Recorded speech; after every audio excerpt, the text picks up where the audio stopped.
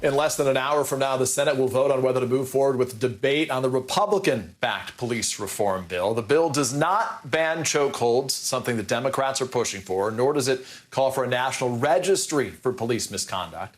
It also does not call for a change to qualified immunity. That's the doctrine that gives legal cover to officers and other government officials accused of violating others' constitutional rights. This is a big sticking point for Democrats. And while most Republicans are against changing it, one Republican, Indiana Senator Mike Braun, is bucking his party with a new bill that he has introduced that would scale back qualified immunity. Senator Mike Braun is joining us now. Senator, I appreciate your time as you weigh in on this crucial issue. The pushback from members of your own party, Senator, is that people would be more reluctant to become police officers were qualified immunity to be erased. Separately, they'd be less inclined to engage in some of these incidents that they are tasked with responding to. Why is this so critical that you're willing to buck your party on it?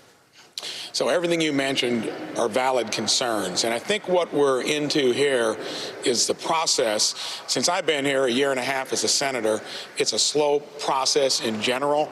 Refer back to criminal justice reform. That took 10 to 12 years to get from first discussion to the finish line. This was moving at the speed of light because I think the circumstances require it. George Floyd, Rayshard Brooks, Breonna Taylor. This is not going to probably end. And I know our conference knows that.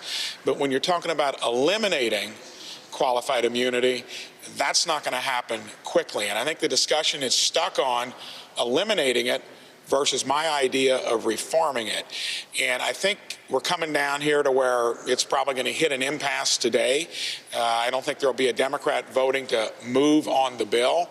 That doesn't mean it's a dead issue, because I asked my conference, do you think that this is going to fix itself? Do you think that this will be the last horrific event that we're going to have to witness?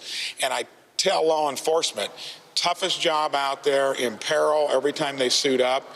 Wouldn't it be best to remove the stigma that's kind of enveloped law enforcement for the few bad apples? So I think there's still a lot of motion to get something done, and this is very quick. It doesn't surprise me that the process is choking it at this point.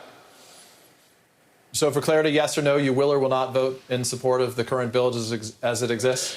I will definitely vote for it. I'm a sponsor of it, but we had the offer out there to go through amendments and to actually try to refine the bill. And that's where I was hoping we'd get 7 Democrats to go along with it. Of course, they're concerned that that may not happen in the way they'd like to see it. And then you only need a 51 vote threshold. I understand all of those complications. The American public doesn't pay much attention to it, but we've still moved quickly to a point where there's a lot of commonality between the House bill and Tim Scott's bill. But if we don't tackle qualified immunity, I think we're sweeping one of the biggest issues under the rug. And I think police, law enforcement would look for something there as well.